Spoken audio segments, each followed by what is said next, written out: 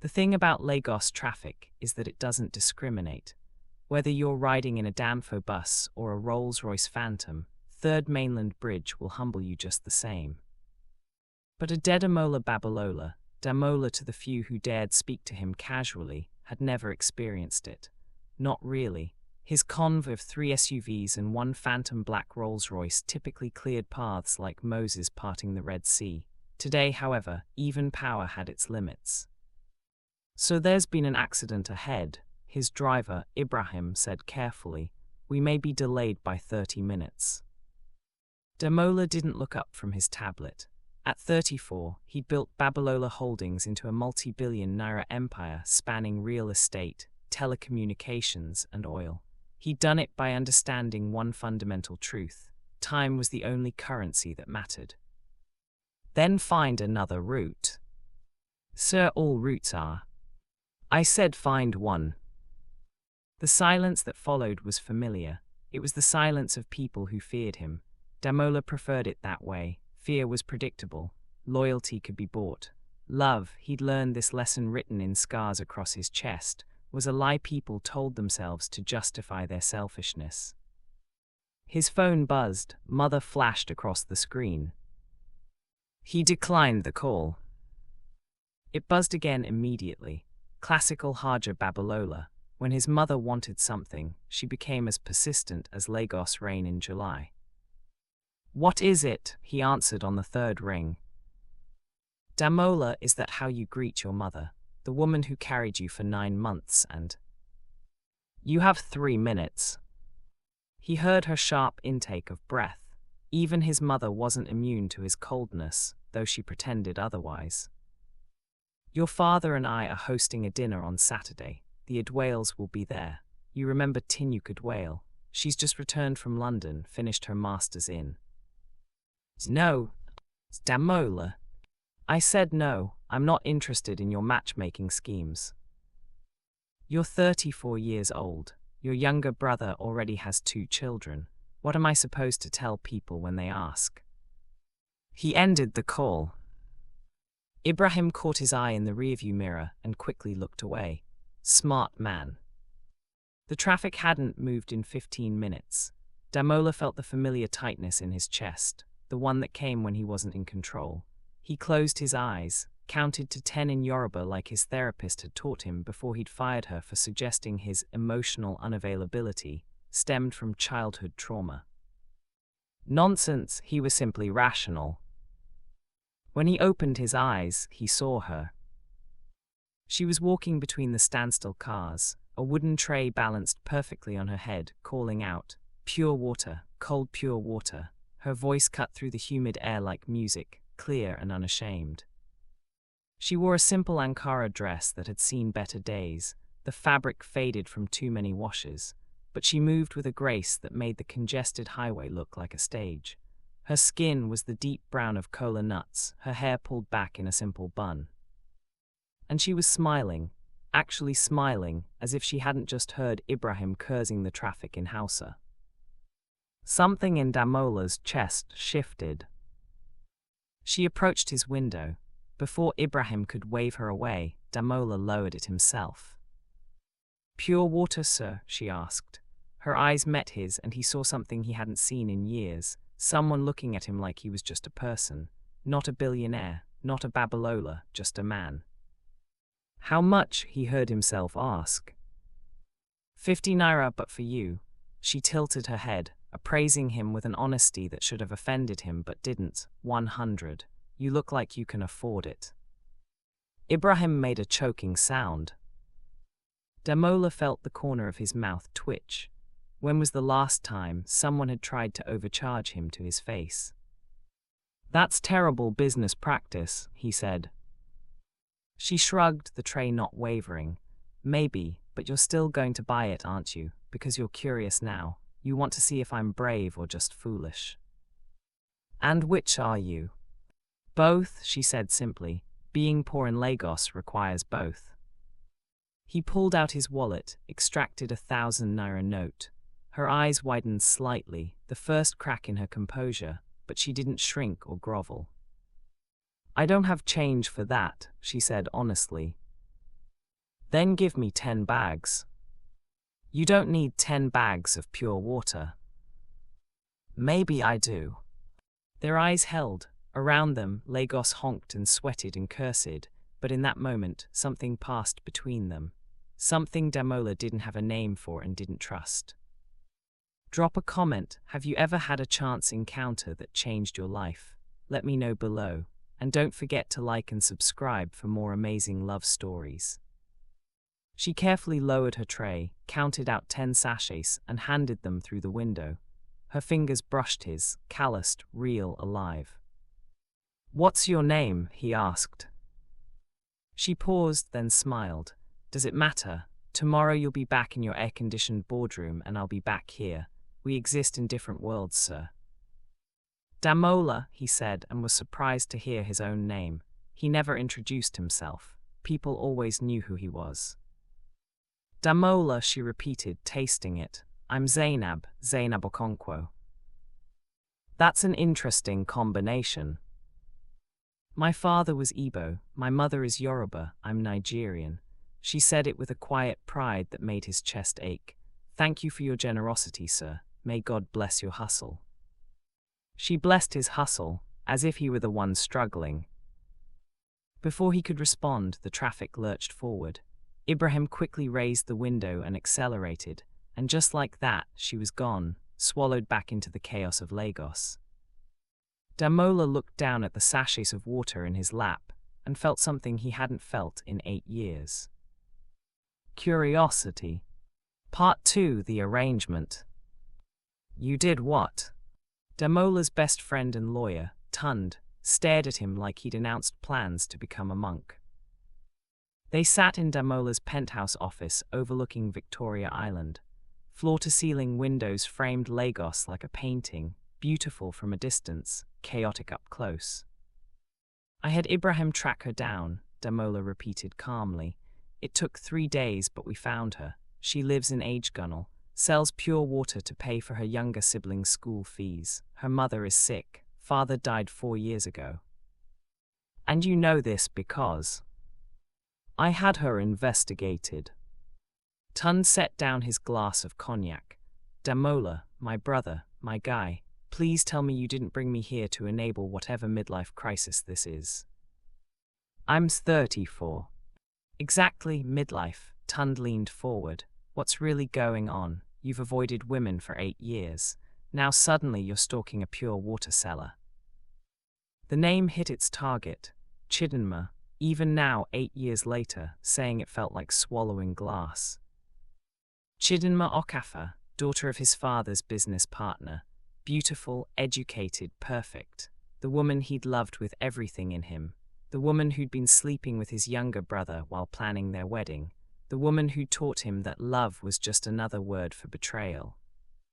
"This isn't about her," Damola said quietly. "Then what?" Damola stood, walked to the window. Below, Lagos pulsed with life, millions of people hustling, grinding, surviving. Somewhere in that chaos was Zainab, probably balancing another tray on her head, smiling at strangers. "My mother won't stop the matchmaking," he said. "The Adwales, the Bankals, the Akindels, she parades them through our house like cattle at the market. She's threatening to write me out of her will if I don't settle down." "She won't actually." "She will, you know my mother, and the board is getting nervous. Unstable bachelor doesn't inspire confidence in shareholders. They want to see a family man. So get married, pick one of those socialites and sign a prenup. They all want the same thing, the name, the money, the Instagram posts." Damola turned to face his friend. "But Zainab, she looked at me like I was nobody, like I was just a man stuck in traffic." Tund was quiet for a long moment. "This is insane."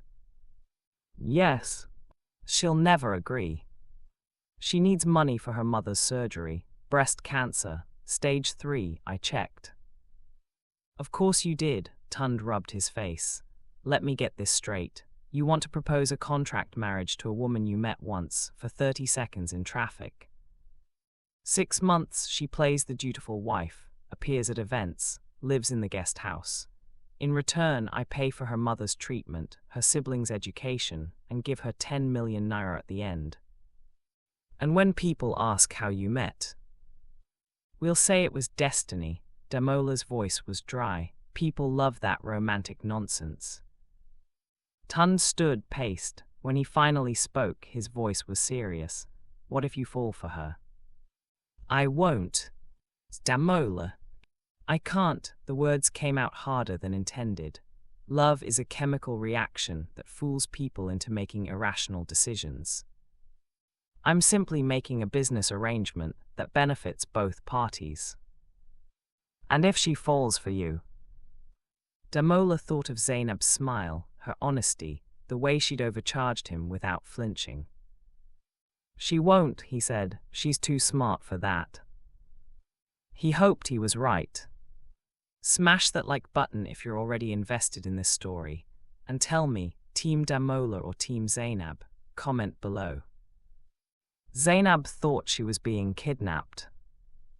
One moment she was walking home from the market, plastic bags cutting into her palms. The next, a sleek black SUV pulled up, and a man in a suit stepped out. Miss Okonkwo, Mr. Babalola would like to speak with you.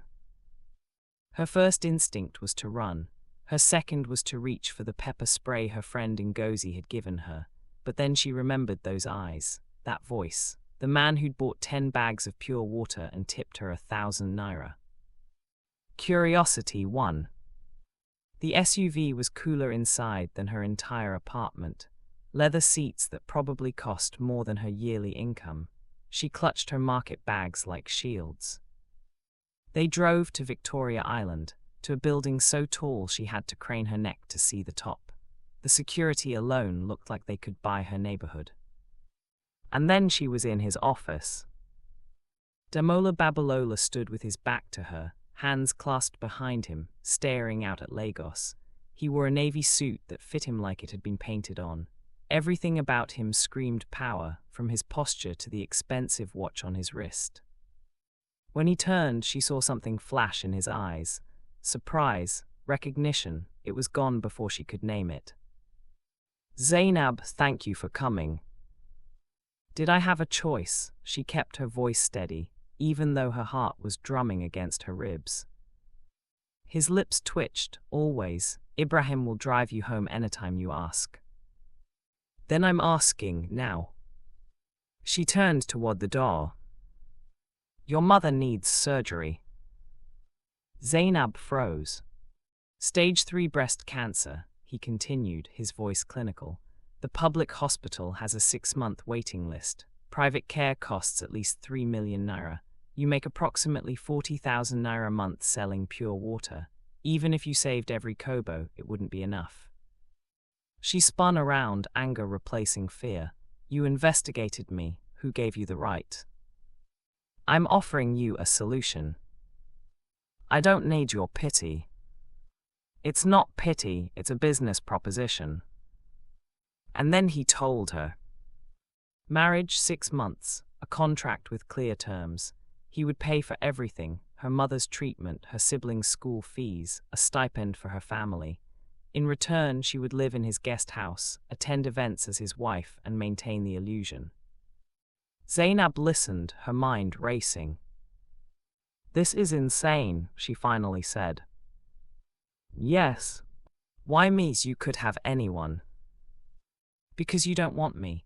He said it simply, like it was the most logical thing in the world. Every woman my mother parades in front of me wants the Babalola name, the money, the status. You overcharged me for pure water. You don't care who I am. I care that you're clearly crazy. Probably. He walked to his desk, pulled out a folder. This is the contract. Read it. Take it to a lawyer if you want, but decide quickly. Your mother doesn't have time to waste. The words hit like a slap, because he was right. Mama had been coughing blood for weeks, the doctors said without treatment. Zainab couldn't finish the thought. She looked at the folder like it was a snake. What's the catch?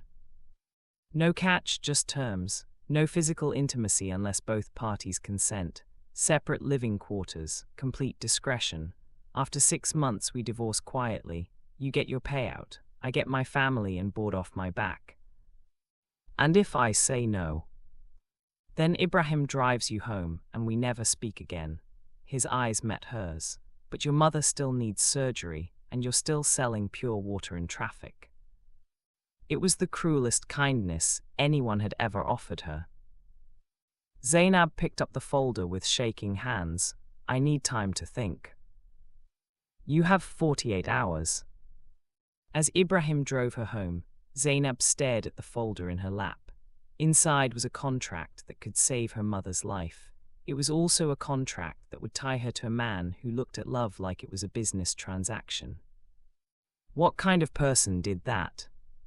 What kind of person was she if she said yes? She thought of Mama's smile, of her 12-year-old brother, Chakwudi, who wanted to be a doctor, of her 15-year-old sister, Amara, who dreamed of university.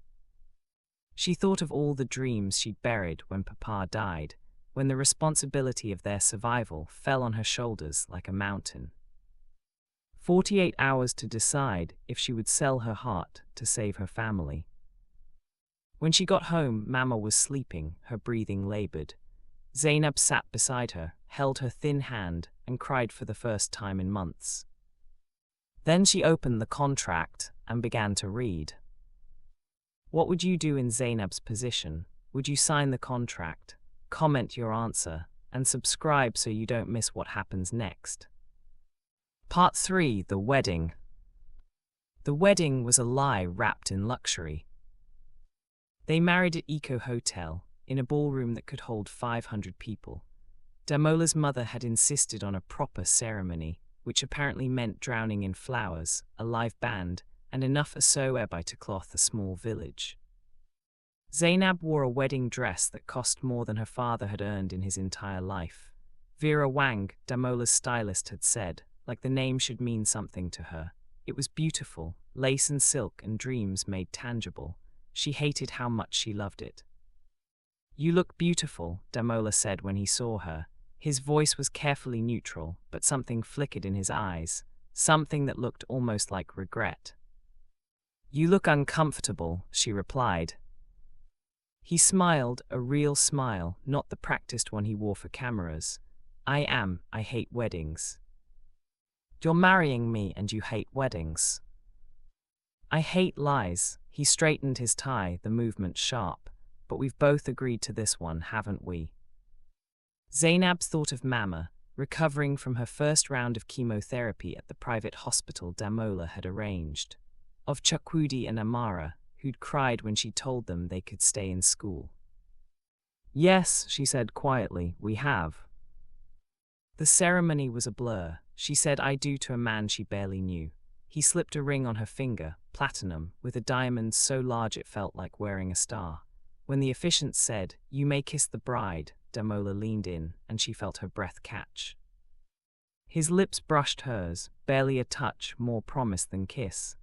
But it set something alight in her chest, a spark she immediately tried to smother. This wasn't real, this was a transaction. She needed to remember that.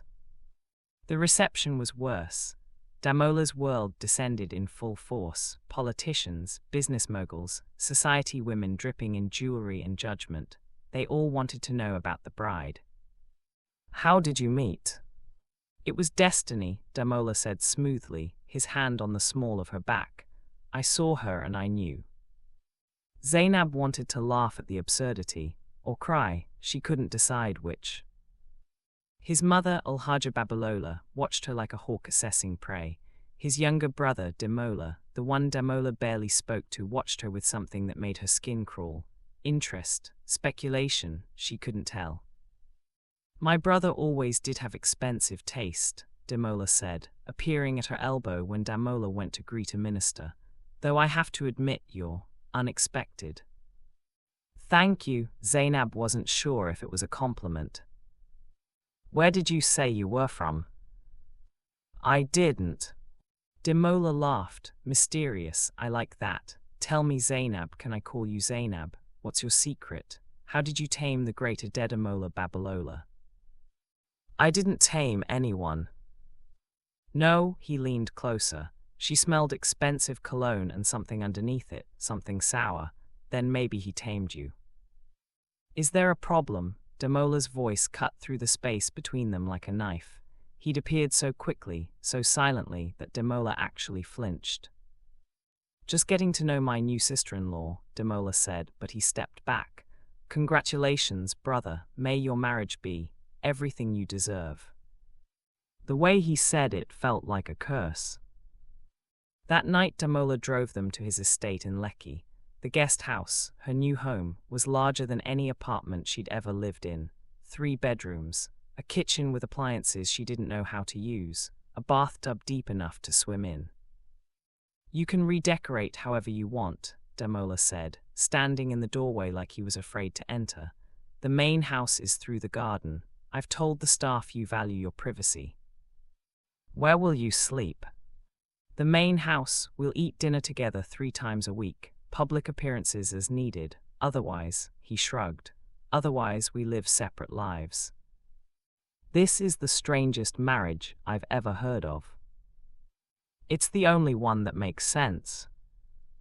He turned to Lave, then paused. Zainab. Yes. Thank you for doing this. Before she could respond, he was gone. Zainab walked through her new house, her golden cage, and tried not to feel like she'd made a terrible mistake. Hit like if your heart is already breaking for Zainab, what do you think will happen next? Drop your predictions below. Part 4, Cracks in the Armor. The first month was easier than Zainab expected, and harder. Easier because Damola kept his distance. They had their scheduled dinners, awkward, careful conversations where they traded information like diplomats negotiating peace. She learned he preferred his tea without sugar, hated small talk, and read biographies of dead presidents to relax. He learned she loved Nollywood movies, could cook jollof rice that made grown men weep, and had once dreamed of being a lawyer. Why didn't you? He asked one evening. They sat on the terrace of his main house, the Lagos skyline glittering before them like scattered diamonds. She cooked that night, a simple dinner of grilled fish and fried plantain that he'd eaten with surprising enthusiasm. Papa died, she said simply. University fees or feeding my siblings wasn't a hard choice. You could go back, now I could. No, she said it firmly. This arrangement has terms. I'm not your charity case. Something like respect flickered across his face. Understood. But it was harder because of moments like these. Moments when he stopped being Damola Babalola, billionaire, and became just Damola. A man who laughed when she teased him about his ridiculously organized closet. Who listened, really listened, when she talked about Chakwidi's grades or Amara's art. Who looked at her sometimes like she was a puzzle he desperately wanted to solve. And God help her, she was starting to look at him the same way. It was during a charity gala that the cracks really started to show. Zainab wore a midnight blue dress that Damola's stylist had chosen. It hugged her curves in ways that made her self-conscious until she saw Damola's face when she descended the stairs. He stared, actually stared, his usual composure slipping for just a moment. You look, he cleared his throat. We should go, we're already late. The gala was at Eco Hotel, filled with Nigeria's elite raising money for orphanages, which felt ironic given how many of them probably didn't know their own children's favorite colors. Zainab smiled, shook hands, played the role of dutiful wife. She was getting good at the lie. Mrs. Babalola, you're absolutely radiant. A woman in too much jewelry gushed. You must share your secret. How did you capture Lagos's most eligible bachelor? I overcharged him for pure water, Zainab said sweetly. The woman's smile froze. Damola beside her made a sound that might have been a laugh. She's joking, he said smoothly. My wife has a wicked sense of humor. Your wife, the woman repeated, and something in her tone made Zainab look up.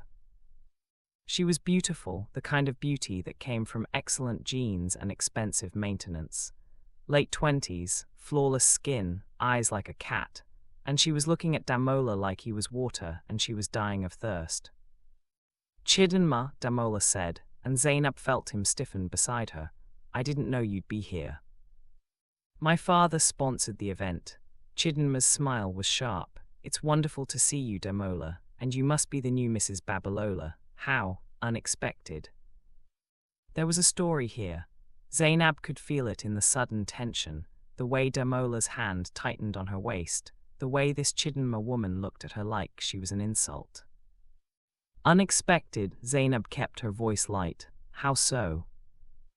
"Oh, just that Damola usually prefers a certain type, but love is full of surprises, isn't it?"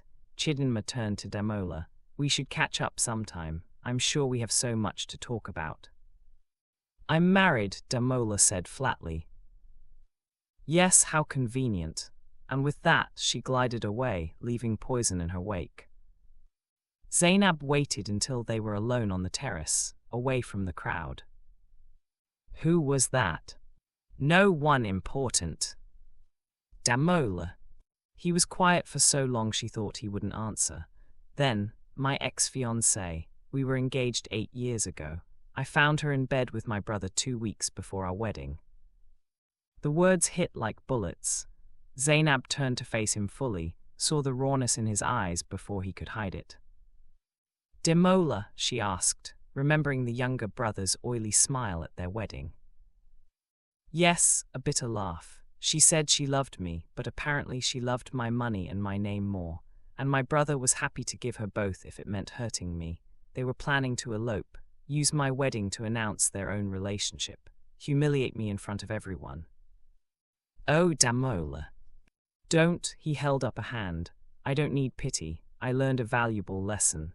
Love is a fantasy people use to justify betrayal. Better to have a contract than a lie." Zainab felt her chest ache. Not all love is betrayal. "Isn't it?" He looked at her, and she saw the boy underneath the billionaire, the one who'd been wounded so deeply he'd built walls higher than his skyscrapers. "Everyone wants something. At least with a contract, I know the price up front." "Is that what I am to you, a transaction?" "Aren't you?" But his voice wavered. "You're here for your mother, your siblings. I'm here for my reputation. We're both getting what we want." "And what happens when the 6 months are up?" "We say goodbye, you get your money, I get my freedom, everyone's happy." "Will we be?" she asked quietly. He didn't answer. They left early. The drive home was silent. But when they reached the estate, instead of going to their separate houses, Damola did something unexpected. "Walk with me." They walked through his garden, a masterpiece of landscape design that probably cost more to maintain than most people's houses. Moonlight painted everything silver. "I built all of this," Damola said, gesturing at the estate, the city beyond.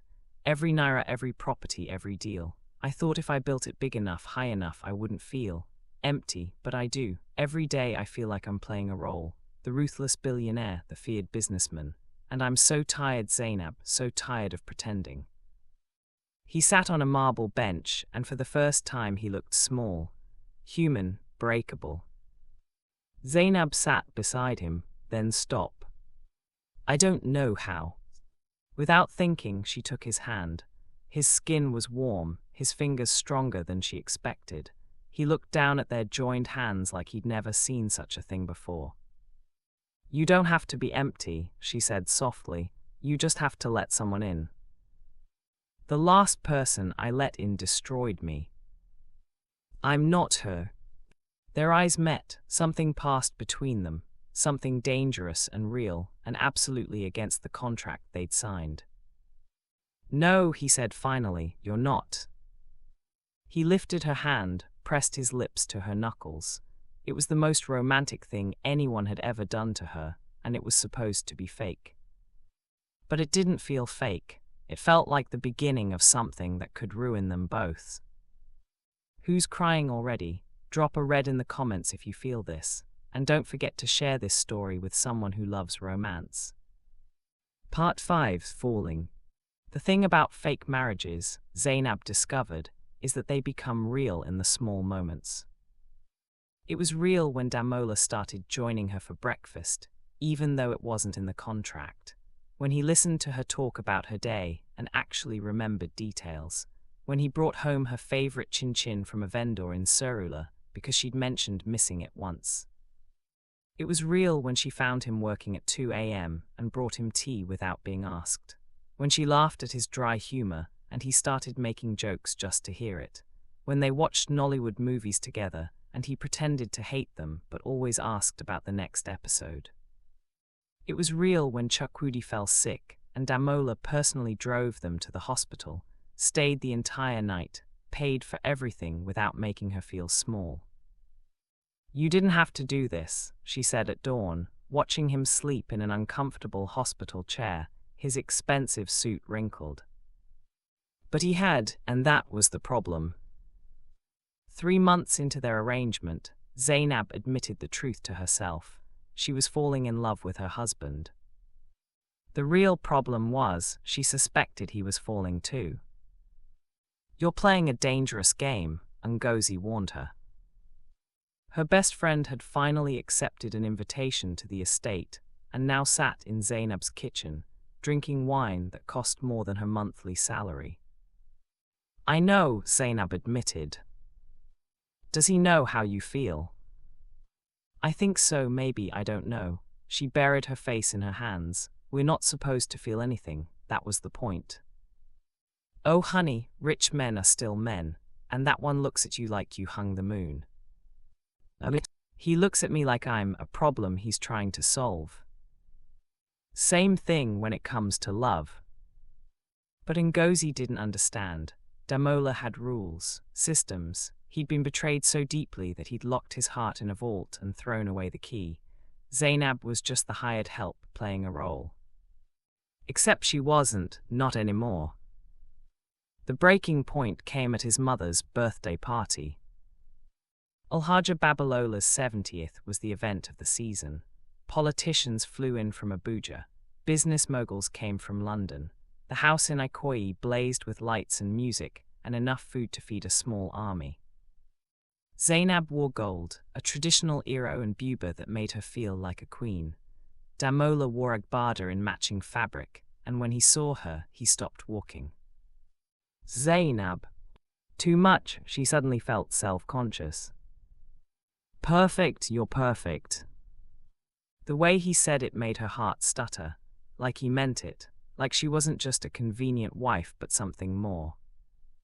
The party was going well until Chidinma arrived.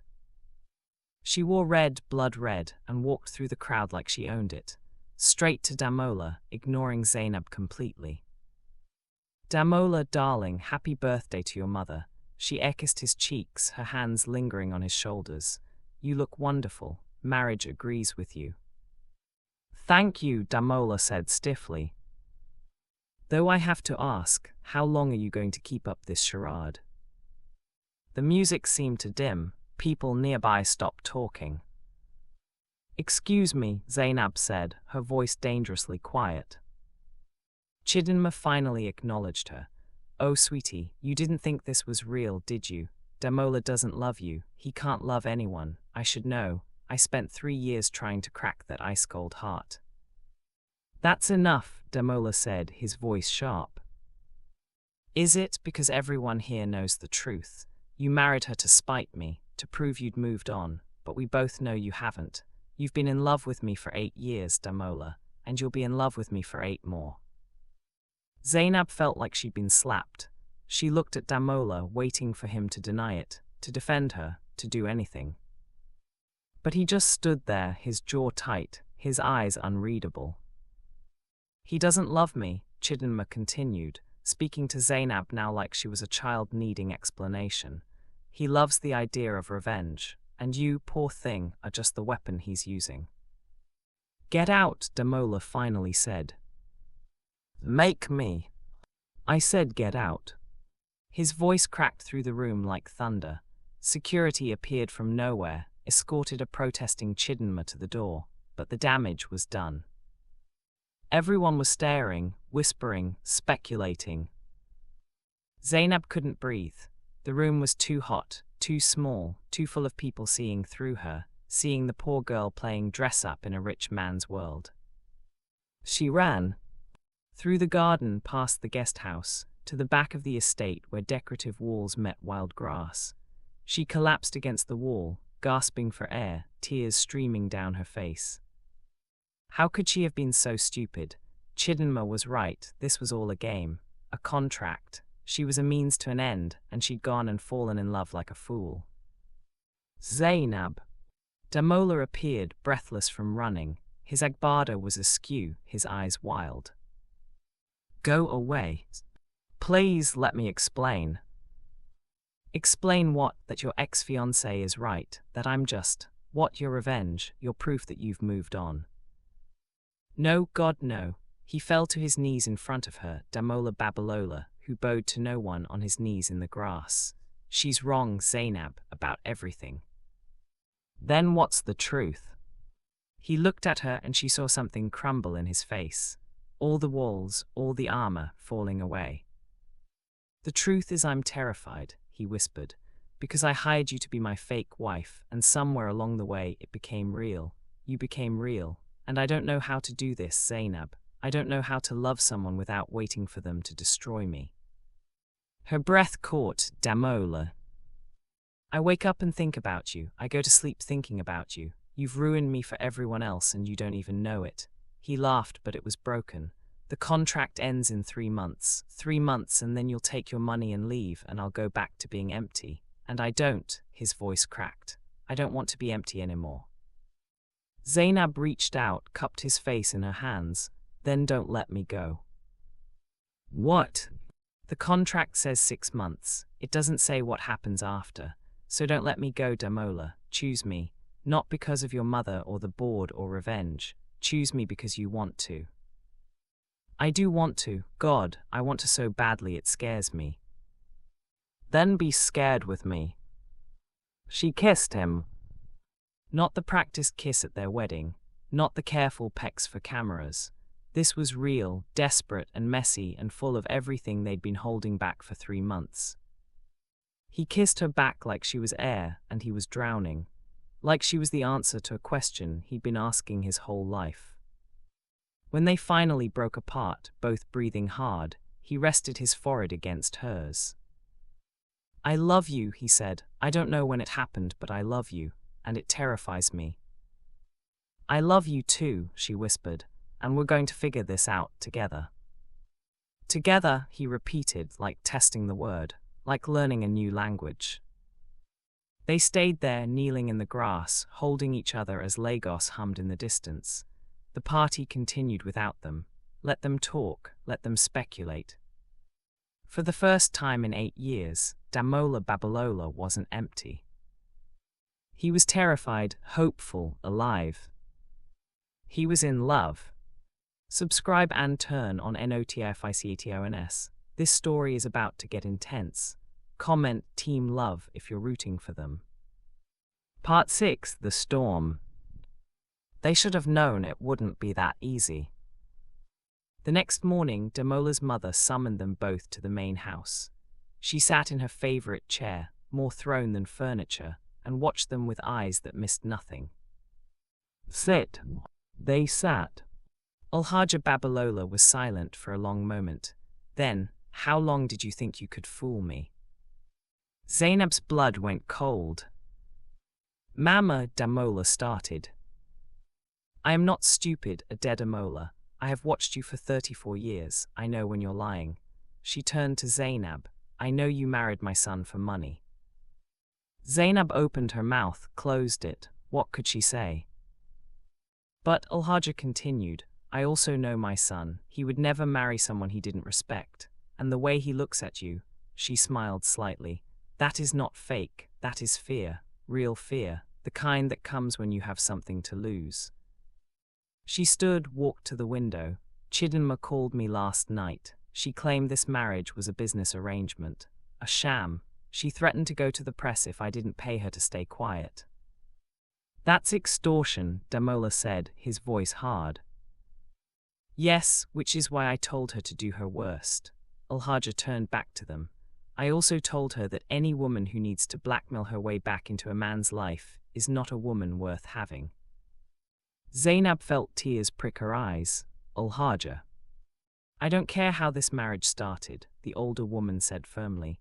I care how it continues. My son has been dead inside for 8 years. You brought him back to life. That is worth more than any dowry. She looked at Damola. But if you hurt this girl, if you let your fear destroy this, I will disown you myself. Do you understand?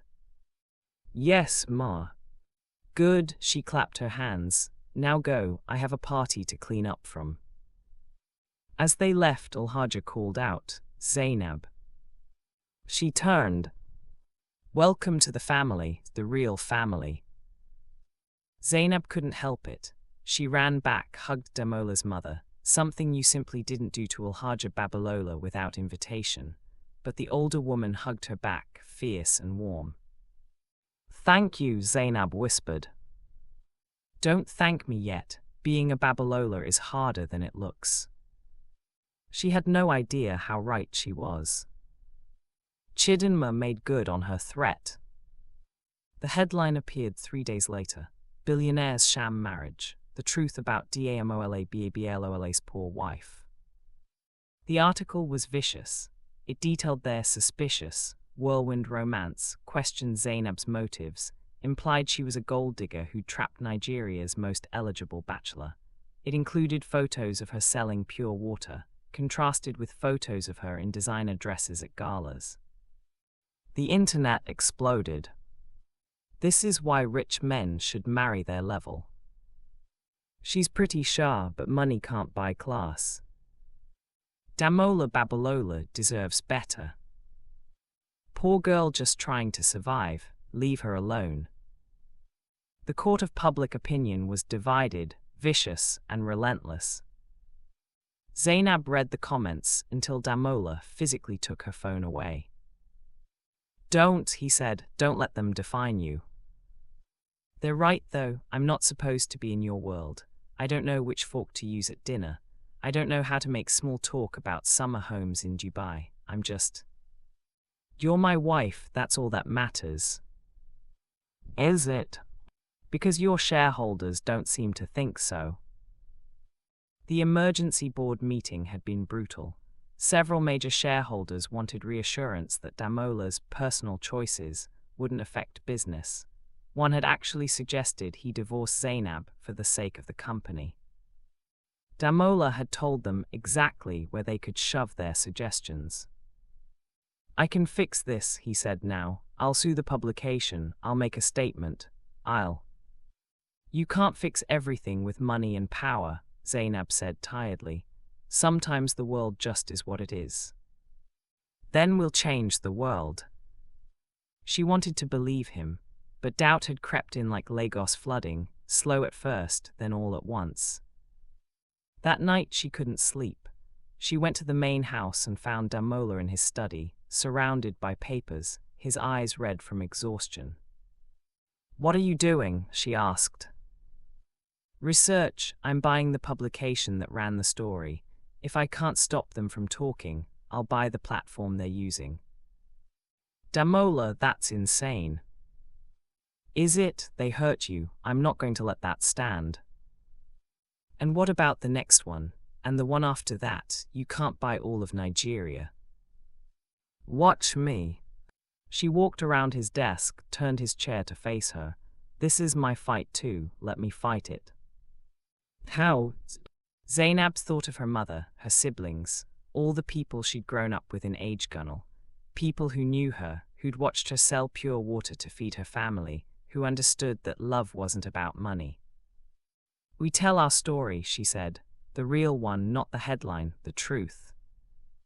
You want to do an interview? I want to do a press conference. Tomorrow, just us. No lawyers, no PR team. We face them together and we tell them the truth. They'll tear you apart. Let them try, she cupped his face. I'm not afraid of them, Damola. I'm only afraid of losing you. You won't, he promised. Not now, not ever. The press conference was chaos. Every major newspaper, TV station, and blogger in Lagos showed up. The room was packed with cameras, microphones, judgment. Damola stood at the podium, Zainab beside him. She wore a simple dress, no designer labels, no borrowed jewelry, just herself. "Thank you for coming," Damola began. "I know there's been speculation about my marriage, so let me clarify. Yes, our relationship began as a business arrangement." The room erupted, cameras flashed, reporters shouted questions. Damola held up a hand, but it became real. Zainab became real. "And I don't care if that makes me look foolish or weak or whatever else you want to call it. I love my wife, that's the truth." He stepped back, Zainab stepped forward. Her hands shook, but her voice was steady. "My name is Zainab Okonkwo Babalola. I grew up in Agegunal. My father was a taxi driver. My mother sells fabrics in the market. When my father died, I dropped out of university to feed my siblings. I sold pure water in traffic because it was honest work. One day I met a man stuck in traffic, a powerful man, a rich man, a man who could have ignored me but didn't. He offered me a deal, play his wife for 6 months, and he'd pay for my mother's cancer treatment. I said yes, not because I'm a gold digger, because I'm a daughter who would do anything to save her mother, because I'm a sister who wanted her siblings to have the chances I didn't. But something happened. We fell in love, real love, the kind that scares you because it's not safe or convenient or sensible, the kind that makes you better. So yes, our marriage started as a transaction, but it became a partnership, and I don't care what anyone thinks about that. I married Damola Babalola knowing exactly who I am, a girl from Agegunal who sells pure water, and he married me knowing exactly who I am too. If that makes me unworthy in your eyes, then I'm happy to be unworthy, because I'd rather be real than perfect." The room was silent. Then from the back someone started clapping, then another, then another. Not everyone, some reporters still looked skeptical, some looked disgusted, but enough people were clapping that it sounded like approval. Like acceptance. Like maybe, just maybe, love could bridge any divide. Double tap if Zainab is your queen. This woman is fearless. Who else is inspired? Comment below and share this with your friends. That evening, Zainab's phone exploded with messages. "You go, girl. This is true love. Agegunal represent Nigeria." She's still a gold digger. The negativity was still there. It would always be there. But it was drowned out by support, by people who saw themselves in her story. Damola found her on the terrace, watching the sunset paint Lagos gold. "You were magnificent today," he said. I was terrified. Brave and terrified aren't mutually exclusive. He pulled her close. "I'm proud of you. Your shareholders won't be. Then they can find a new CEO.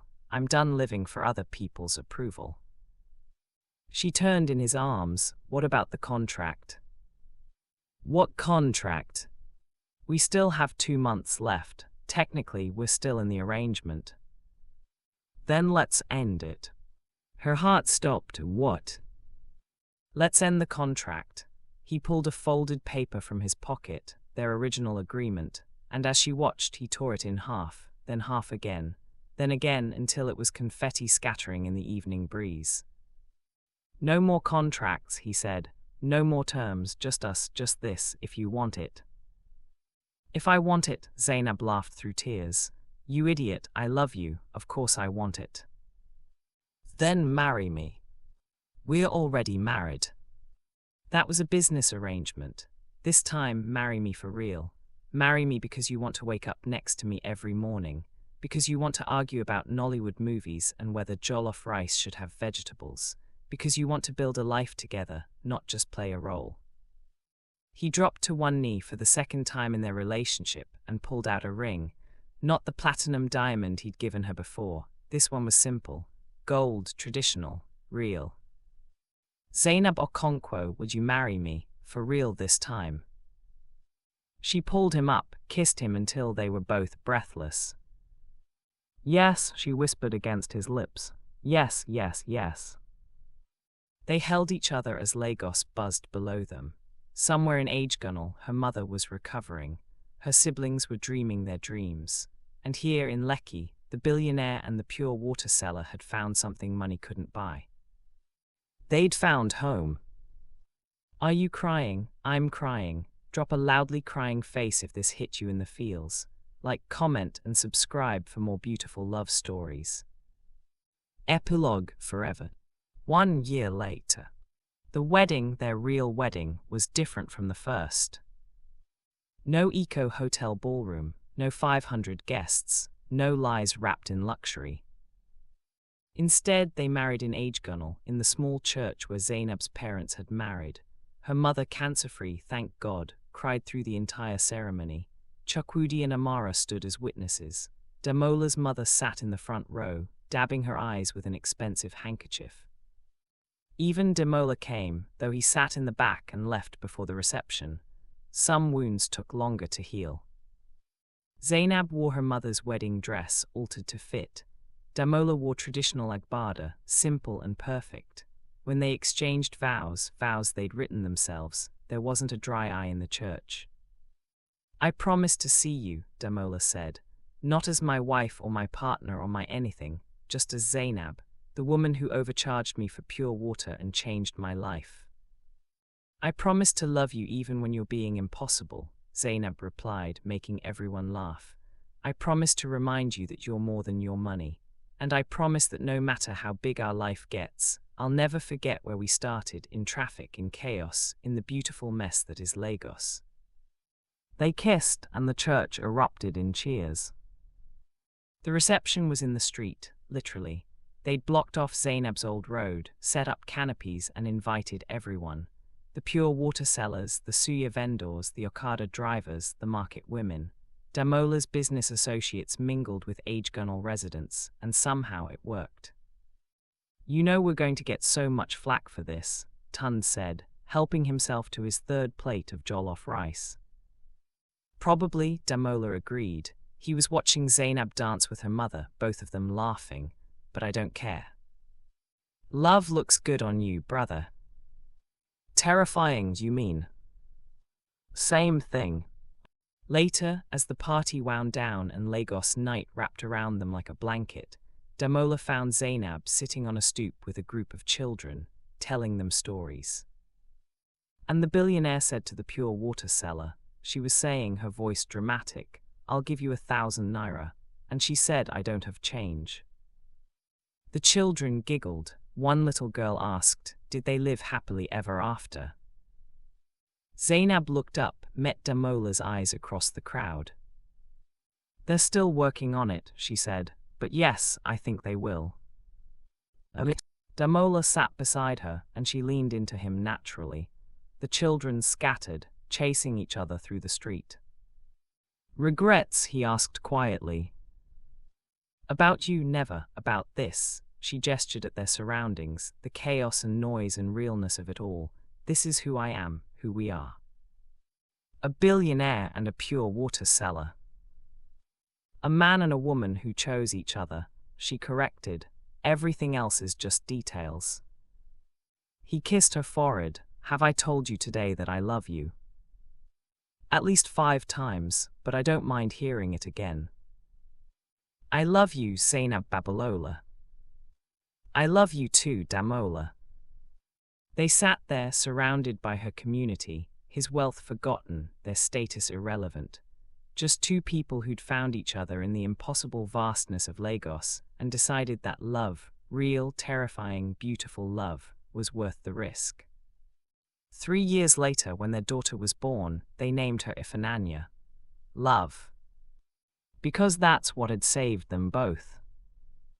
Love and a chance encounter in traffic. Read if this story touched your soul, show some love.